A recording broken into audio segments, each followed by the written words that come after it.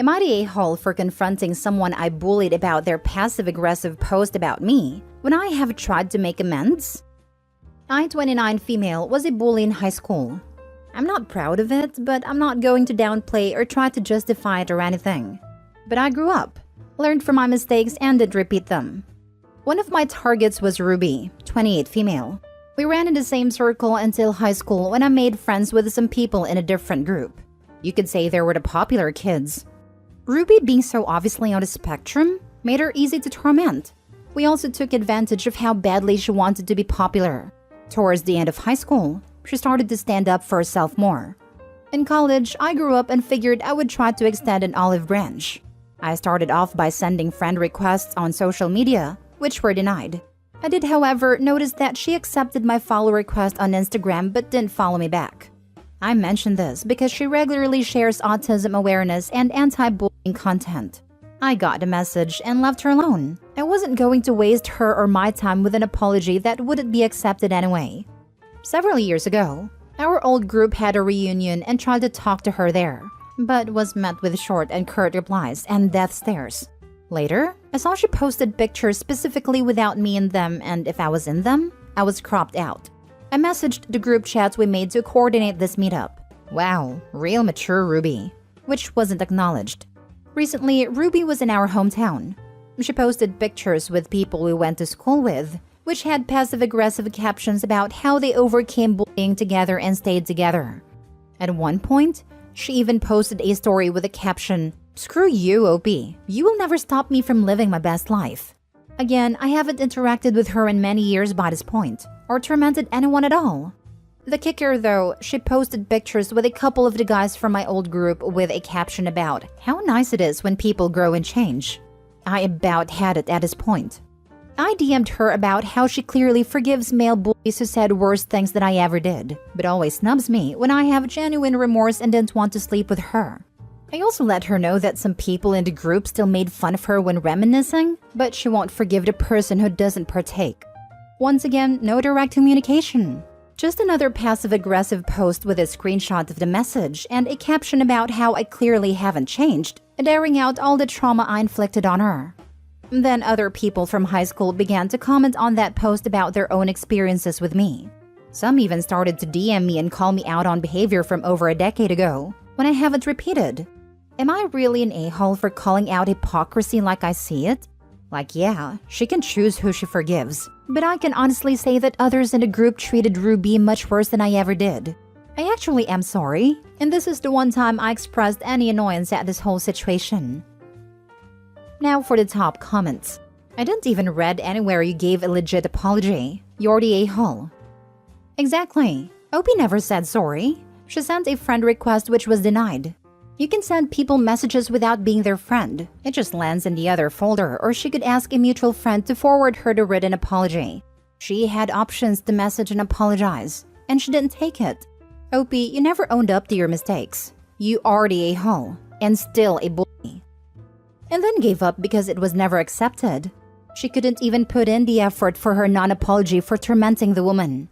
And that assumes all anti-bullying messages are passive-aggressive towards her. Maybe Ruby is just an activist, or has kids or younger relatives who might be harassed for the same condition she has. But of course, Opie's passive-aggressive remark of, "Wow, real mature," is totally fine and dandy. Opie should just leave her alone. You're the a-hole. You tormented this girl and you admit it. She's made it clear she wants nothing to do with you. Grow up and leave her alone. Opie didn't apologize. As far as Ruby knew at first, Opie was trying to pretend they were good and nothing happened. Ruby tried to make her point over and over, that being treated like that hurt and had an impact, and from Ruby's point of view that Opie was ignoring. Then Ruby made a point that she's not acknowledging Opie, to which Opie told her, "Real mature."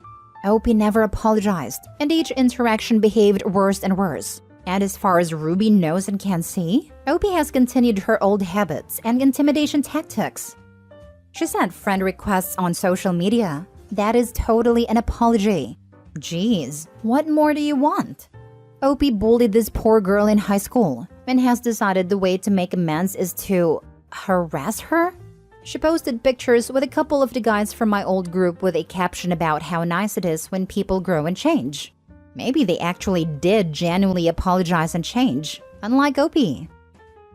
Next story. Am I the a-hole for telling my cousin and his wife it serves them right that their daughter wants nothing to do with them? My cousin Mark and his wife Patricia have 2 children, Jennifer and Lexi. School was very difficult for Jennifer. She had many problems with boys, and a traditional school environment just didn't accommodate her learning style. Lexi performed very well in that environment. Lexi was able to skip a grade in elementary school and was considered a violent prodigy. Instead of trying to help Jennifer with her learning struggles or encourage Jennifer's talents, Mark and Patricia would negatively compare her to Lexi. Things like, Lexi has twice as many friends as you, and she's 4 years younger. Or, Lexi skipped a grade and has all A's, yet you're only getting a C in English. Or, Lexi can do things that are actually useful. Mark and Patricia would talk about raising Jennifer and Lexi by saying, the screw-up always comes before you do something great. I would stand up for Jennifer, because Mark and Patricia were clearly hurting her with such incredibly cruel statements. Mark and Patricia would only respond that we were both being oversensitive, and how their comments were good because they would motivate Jennifer to be as ambitious and advanced as her younger sister. Jennifer and Lexi are now adults. Jennifer moved out as soon as she financially could and has had no contact with Mark or Patricia since. Lexi fell into bad habits when she entered college and eventually dropped out of the university. She no longer plays violin, also flips off and curses at her parents. She essentially told Mark and Patricia, screw you. It's my life and I'm doing whatever the heck I want with it. Because Lexi is no longer fulfilling their expectations or doing things they can boast about, Mark and Patricia are now trying to get back into contact with Jennifer. But Jennifer wants nothing to do with them. Mark and Patricia were complaining because after using a 4th phone number to contact Jennifer, she had just blocked them previously. Jennifer called them out for only contacting her because Lexi was no longer available. Mark and Patricia tried to get sympathy by saying they have no idea why Jennifer has abandoned them. But I told Mark and Patricia it serves them right that Jennifer wants nothing to do with them. They always made her feel invalued compared to Lexi. Of course, Jennifer doesn't want to be their golden child now that Lexi has lost their favor. Most of the younger family members agree with what I said, excluding Jennifer. Because Mark and Patricia would have likely never contacted Jennifer if Lexi was still doing what they wanted. But most of the older family members said I was an a-hole because Mark and Patricia are realizing their mistake, and I'm just kicking them when they're already down. Even if Mark and Patricia were truly sorry for raising Jennifer as if she were less than Lexi, it doesn't excuse them from the consequences of doing it. But the older family members are saying it wasn't a time or place to say what I did. Am I the a-hole? Thank you for standing up for Jennifer. You have the right attitude, and it's not your fault they don't want to be confronted with her gross behavior. Too bad. So sad. Not the a-hole. Having someone stand up for you when your parents won't can make a huge difference for a kid. 100% this and not the a-hole. Where were the older family members when your cousin and wife were kicking Jennifer when she was down? I'm with Jennifer and you. You were wonderful to stand up for her when no one else would. To your cousin and wife, you reap what you sow. They are the a-holes. Not the a-hole. Pretty typical golden child scapegoat dynamic. I live this too, and I wish I'd had somebody like you speaking truth to my parents. You're not kicking them when they're down, because they're still saying garbage like this. Mark and Patricia tried to get sympathy by saying they have no idea why Jennifer has abandoned them. As long as they pretend to not understand and practice the missing reasons, somebody needs to tell them what's what. I'm glad Jennifer has you to do so on her behalf, since nobody else seems to care about her needs in all of this. Who abandoned who in this situation? The parents had abandoned any love or respect for Jennifer, long before she cut them out of her life. Not the a-hole. Not the a-hole. Throw the entire family away, especially Mark and Patricia. That's being horrible parents that play favorites. Jennifer is 10,000% justified in cutting them off. And quite honestly, I hope she freaking crushes everything she pursues in life out of mere spite. It's ironic because Jennifer's talents, which Mark and Patricia called useless and a waste of time, are causing her to thrive right now. Next story. Am I the a-hole for not letting my mother trade my car in that I let her borrow? A year ago, I was in the market for a new car. I had done a project at work really well and received a large bonus. With it, I wanted to buy a car. I had my eye on an Infiniti, but it was a little out of my price range. However, with a trade-in and bonus, I could afford it. Around that same time, my mother-in-law was having car trouble and found out I was in the market for a new car.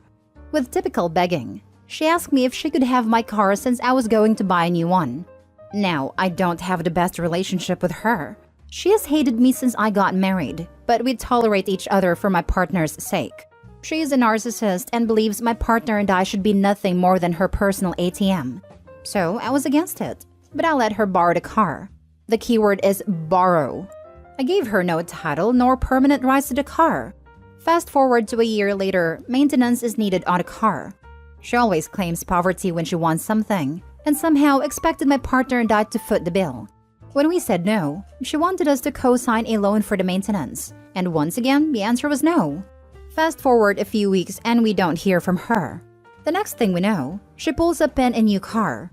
I had an eerie feeling, but proceeded to ask how she got it. She replied, "I traded in my old car." What? You traded in the car I let you borrow and got a newer car than I got? Because I let you borrow my car I planned to trade in? I was livid, but I went numb. I could barely keep it together. When I asked her how she could do this, she said the car was hers and she could do what she wanted. Are you kidding me? I was beyond angry. A few days later, I got a call from the dealership asking me for the title. Apparently, my mother-in-law had lied and told them she had permission to trade a car in and could get the title. Cars can be traded in if there is no loan or lien on it, and since mine was paid, they let her trade it in. Now they are trying to sell the car and need a title for it. I refused and wanted them to either compensate for the value or at least give me a percentage of its value. I didn't want to be unreasonable and take my mother-in-law's car away, but I wanted some kind of value on the $12,000 my car was still worth. They said they were unwilling to negotiate the $5,000 I wanted, and either I could give them the title or that my mother-in-law could return the car she got and pick up the one she traded in. She is beyond angry and thinks I'm being a jerk for not giving her my car. Am I the a-hole for not just rolling over and giving in? Now for the top comments. Not the a-hole. I tell the dealer you are calling the police unless they return it to you. They 100% knew your name was on the title when they looked it up. There is no way they thought mother-in-law owned a vehicle and her name was on it. They should have contacted you for the trade because you are the owner. A simple search with a VIN number would show mother-in-law is not the owner. I would give them till the end of business day. I think the dealership royally screwed up here. They should have searched the title before doing the trade-in. They failed big time. 100% report the car stolen, report to the police where it is, and let the police go collect it. Dealership has zero proof that you allowed this trade-in. They never should have taken possession without the title in hand. They screwed up and they need to fix it. And the dealer also needs to deal with your mother-in-law. If I were you, I'd get my car back and go straight to CarMax and sell it immediately. End of story. Info. What does partner have to say about all of this? After all, it is their mother. My partner is beyond angry and has cut contact. They're even more upset than me because of the pattern of behavior over the years. Mother-in-law has always been a thief and justifies it by saying the people she takes from have more. Last story. Am I the a-hole for telling my son he doesn't need one of his nannies? My son has 7 kids. 15 female, 10 male, 8 male, 6 female, 5 female, 3 female, and 6 months male. My son and daughter-in-law have 3 nannies. Maria and Sarah works weekdays, while Luisa works weekends. My son works a lot, but my daughter-in-law works part-time and is usually home by 1. Some backstory. Maria and I did not get along at all. When I'd visit the kids, I'd bring the younger kids a present and take them to the park or zoo. She always picked a fight with me for not doing the same with his oldest, even though she's a teenager and doesn't need someone to bring her a Barbie and take her to the park. I've also not been able to see or talk to my grandkids since before my grandson was born because of a lie that Maria told to my son. My son's oldest daughter is very sick. She takes a lot of medicines, and I talked to her once about living a more natural lifestyle so she could eventually get off her meds. Maria told my son I tried to convince his oldest to stop taking her medicine. Son also has the option to work from home. He usually chooses to work from the office, but Maria needed 2 days off so he stayed home with the oldest and the youngest. Maria works mornings and Sarah works afternoons. He and I were supposed to go out for lunch that day, so he called to cancel and explained why. At the end of the day, I asked him how his day with the kids was, and he said it was good, and it wasn't as hard as he thought. I asked why he asked Maria if he could work from home and take care of his kids himself, but he got mad at me for trashing Maria. I've told him I think Maria is paid too much for very little work, and he knows she and I don't get along. But I'm not trashing her. I'm just saying he doesn't need her and can save a lot of money. Now he's saying he doesn't want to talk to me if I only want to criticize his family. They consider Maria family since she's been with them for 9 years. Am I the a-hole for telling my son he doesn't need Maria? So you tried to convince your sick granddaughter to take on some natural cure scam as opposed to actual evidence-based medicine. Maria told her father exactly what you actually did. You routinely play favorites among your grandkids and pick fights with someone who seems to be doing her job. Yeah, you're the a-hole. Agreed, you're the a-hole. I literally hate people who think medication is equal to unhealthy, and they have to get people off of medication as fast as possible. They praise a natural, healthy lifestyle, while forgetting that the medication is there to help sick people. Medication is liberation from sickness and helps people live. Agreed. I had a relative attempt to convince my mother to stop taking her MS medication because she doesn't like daily shots. I mean, who does? She instead suggested some sort of berry gummy and essential oils for MS. I do agree that if someone is taking a lot of meds to consult with a doctor and see if anything has changed, and perhaps lessening or changing the plan, as sometimes things are prescribed to cover side effects of others. We did this for my grandmother who went from 7 to 2 pills a day because there was an alternative to one of her meds which knocked out 5 others. You're the a-hole. First of all, mind your own business. Also, you really expect someone to work from home and take care of 7 kids? You must be daft. Exactly. If he worked from home, he wouldn't get any work done. And he would likely no longer be employed.